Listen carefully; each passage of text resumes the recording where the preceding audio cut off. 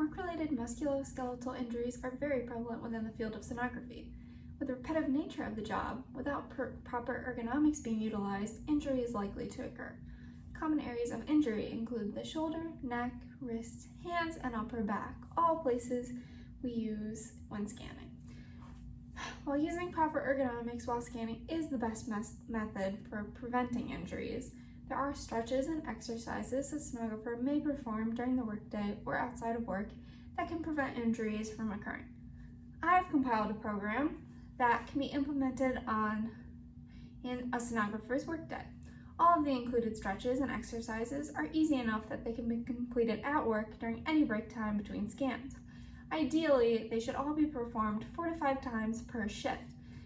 Anytime that there's a break in between scans, they can be easily performed. It should also be performed every day prior to work and after work. And even on off days, these can be helpful.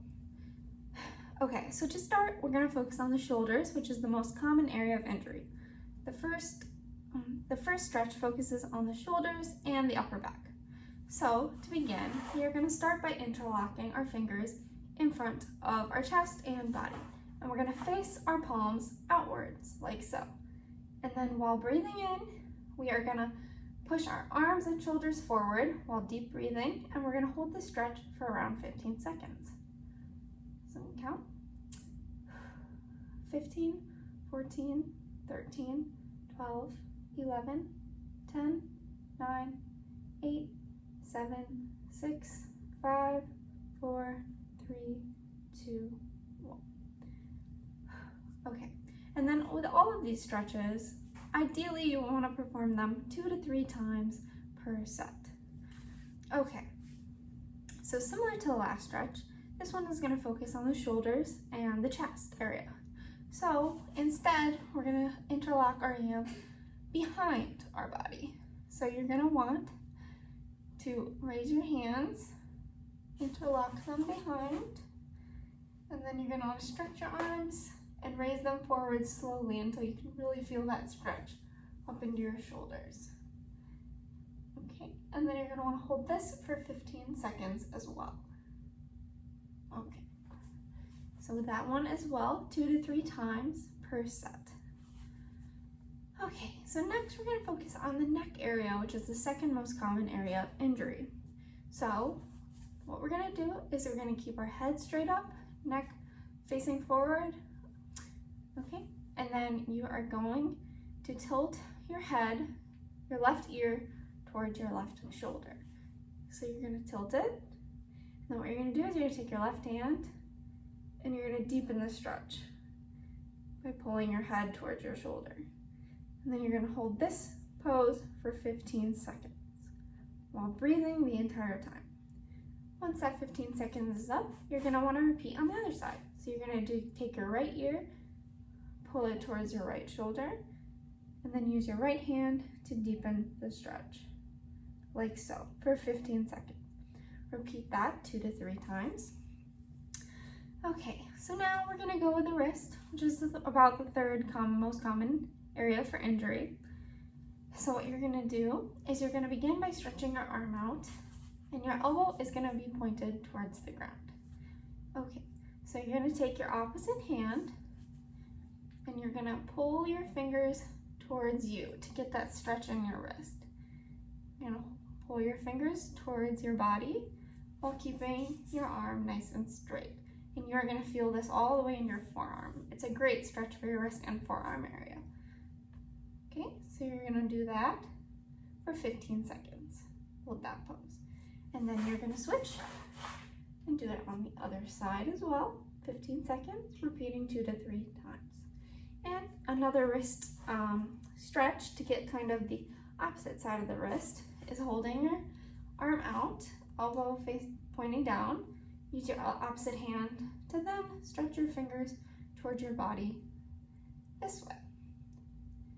And you can hold that for 15 seconds and repeat on the other side. Okay. Okay, so now we are going to focus on the fingers, mainly the thumb here. The thumb, I would argue, is one of the most important fingers we have. So this one's called the thenar stretch or the thenar stretch. So what is going to happen is you're going to want to keep your hand completely flat, like so. Hold it out, kind of stretch your fingers out a little, you know, keep them separate. And then to get that good thumb stretch, you're going to want to push your thumb as far away from the rest of your fingers as possible. So you're going to feel that stretch all the way in that thumb. You're going to hold this for 15 seconds. And then you're going to want to repeat it on the other side. Stretch and pull your fingers far away from the other fingers as possible, and you're going to feel the stretch. 15 seconds, repeating 2 to 3 times. Okay, so those are mainly the stretches. Oh, actually, another one. So we're going to do kind of an upper back, middle back kind of stretch. So let's see if I can go. So what you're going to want to do is you're going to want to be facing, standing up straight. You're going to want to get comfortable, feet shoulder width apart. And then what you're going to do is you're going to place your hands on your hips. And then what you're going to do is slowly, you're going to bring your hips forward and arch your back. And arch your back and your shoulder, past your hips, hold for 15 seconds, and then release. And you can repeat that 2 to 3 times. It's a great back stretch. Okay, and all of these, again, all of these exercises should be repeated 2 to 3 times per set, and roughly 3 to 4, maybe 5 times a day during the shift. Anytime you really have breaks, you can try to do these exercises. It's a great way to, you know, increase blood flow and just get out any muscular strains you have. And then ideally, you know, you want to do these every day. You should do them outside of work as well, in the morning before work, when you get home from work, your days off. These are great stretches. And they really do help in the prevention of musculoskeletal injuries.